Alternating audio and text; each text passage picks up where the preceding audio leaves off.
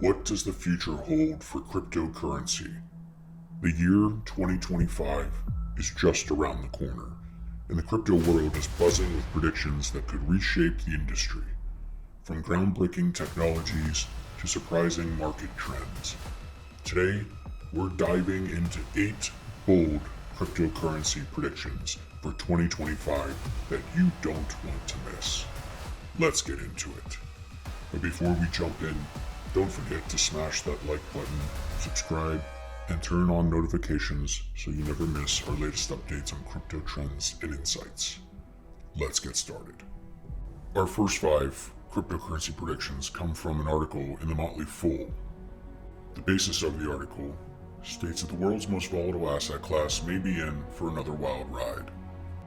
Bitcoin has led the charge, with the world's largest digital currency by market cap adding $1 trillion in value, which is good for a 125% year-to-date climb.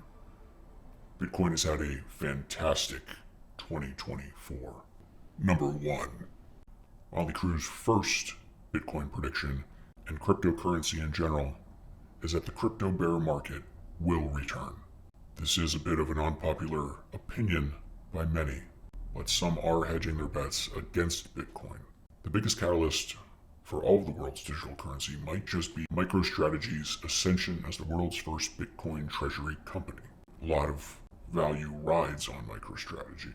Number 2. Their second prediction involves Ethereum. They state that Ethereum will handily outperform Bitcoin in 2025.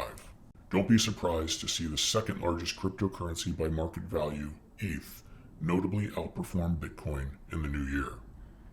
For some context, Ethereum's 48% year-to-date gain significantly lags the 125% increase registered by Bitcoin. One of the tangible catalysts for Ethereum is the approval of more than half a dozen spot Ethereum ETFs in May 2024 by the SEC, creating a path for everyday investors to buy Ethereum without having to purchase it on an obscure crypto exchange, which can provide the same lift for crypto's number 2 coin that we saw from Bitcoin in 2024. Furthermore, history is on Ethereum's side. The last time we witnessed a gap this wide in overall cryptocurrency market dominance between Bitcoin and Ethereum cap was in early 2021. Historically speaking, when Ethereum's price dominance dips relative to Bitcoin, investors flock to crypto's number 2 coin. Number 3. The ultra-popular dog-themed meme coins will lose half of their value. This could be troubling to many of you. Do you agree with this sentiment? While altcoins are expected to be a hot commodity in 2025 following the huge rally in Bitcoin, ultra-popular meme tokens Dogecoin and Shiba Inu are likely to lose 50% of their value. Again, this is speculation, and this is not a guarantee. Elon Musk's appointment to the head of Doge for Trump administration has been viewed as a positive for the emotional-driven Dogecoin. However, the story is always the same with Dogecoin and Shiba Inu. They create a lot of buzz on social media, but have virtually no real-world utility and offer little in the way of differentiation from a long list of other cryptocurrency projects. Number 4. A number of new spot crypto ETFs will be approved. We've already seen 4 new ones approved in Hong Kong. The new year can also pave the way for spot ETFs beyond Bitcoin and Ethereum to list on Wall Street's major stock exchanges. The path to list crypto spot ETFs should be significantly easier in 2025 and beyond. This is good news. The logical candidates to have spot ETFs listed next are crypto's largest digital currencies behind Bitcoin and Ethereum, such as Solana, XRP, and possibly even Cardano. Issuers have already filed for spot ETFs with the SEC for Solana and XRP. Number 5. A U.S. Bitcoin strategic reserve won't be established. This is a topic of debate between the masses. Will this happen or won't it next year? One thing that we do know is Trump's plan would entail hanging on to existing Bitcoin, as well as purposefully purchasing more. Donald Trump stated, "We're going to do something great with crypto because we don't want China or anybody else. And not just China, but others are embracing it, and we want to be the head." Funding a strategic reserve will more than likely require approval from Congress. This is a big uphill battle that we potentially face in 2025. Even with Republicans controlling both houses of Congress, this can be an issue. To round things out, the analysts at Barclays believe funding a Bitcoin strategic reserve would require the issuance of new Treasury debt, per Reuters.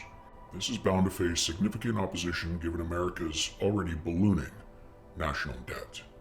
Do you agree or disagree with the first 5 predictions? Leave your comments below. Here are 3 more predictions from Alexander Bloom, CEO of 2Prime. Number 6. As we head into the new year, let's talk about some of those top crypto themes to watch for in 2025. For that, we want to bring in Alexander Bloom. He's the CEO of 2Prime. Alexander, it's great to have you here on Yahoo Finance. You're recently out with 10 crypto predictions for 2025. We want to zero in on 3 of those that we think could have the biggest impact on the price of Bitcoin here moving forward. And that first thing that you pointed out was that the U.S. is going to declare Bitcoin a strategic reserve asset. I guess 2-part question here. 1, how realistic do you think that is? And then 2, how much of that optimism has already been baked into the price of Bitcoin here today? Yes, so thanks for having me on. I would say, first of all, in the light of the last year with Bitcoin ETFs being extremely successful, the most successful ETFs ever created, as well as the election of pro-crypto candidates and a pro-crypto administration, the backdrop is set for a strong 2025. In terms of your actual question, there's 2 aspects to the strategic reserve. One is, by executive order, Trump can take the Bitcoin that the US government has confiscated and already owns and just say, this is part of our strategic reserve now. There's about 200,000 Bitcoin that the US government already holds. In addition to that, which is maybe a bit more complicated, is there's a bill in the Senate introduced by Cynthia Lummis to buy another 1 million Bitcoin through the Treasury. That is a little bit trickier because it has to go through the whole legislative process and can't just be done with the swoop of a pen. However, I think, if you look at the kind of pros and cons of being pro-crypto, if you support crypto, you get more votes, you get more political donations, and there's really not a lot of benefit to being anti-crypto unless you're completely bought by the banks. And so I think there may be the political will to actually approve that bill as well. We've also seen, it's also significant, not just the US doing it, but it'll set a tone for other countries to follow suit, just as other countries have collected gold in the past. Number 7. Yeah, talk to me about that part of your call, Alexander, the idea of other global central banks scooping up Bitcoin, especially in relation to the strength we're seeing in the US dollar. Can other central banks really afford to be hedging with an asset like crypto and Bitcoin?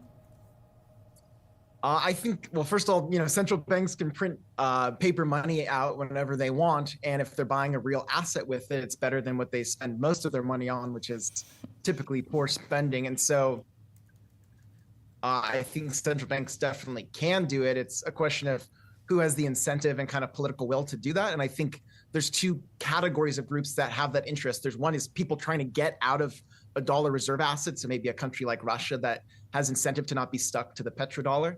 And then there are countries that are trying to keep up with the US. So countries maybe like China or England that, if the US is doing it, even if there's just the US doing it makes the odds of it being a successful asset even greater. And so the game theory is, well, I want to keep up with the United States, and their involvement makes everything more likely to be, make this an important asset. And so I think it's a very real thing, and central banks can definitely do it. Number 8. All right, Alexander, we have less than a minute here, but the third point that you bring out is that we might see a bit of a follow here in MicroStrategy's lead with a FANG company adding Bitcoin to its balance sheet. What signal is this going to then send to the markets, and who, I guess, of the FANG members?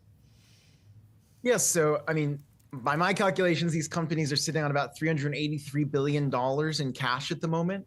Even a small percentage of that put into Bitcoin would likely benefit the shareholders a lot more than the cost of the actual purchase.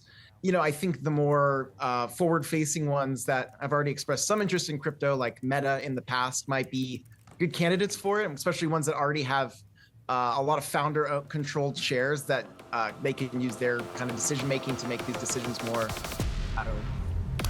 So what do you think? Will Bitcoin continue its meteoric rise, or will it face insurmountable challenges? Let me know your predictions in the comments below. And if you enjoyed this video, don't forget to hit the like button, subscribe to the channel, and turn on notifications so you never miss an update. Thank you for watching. Phantom will see you in the next one.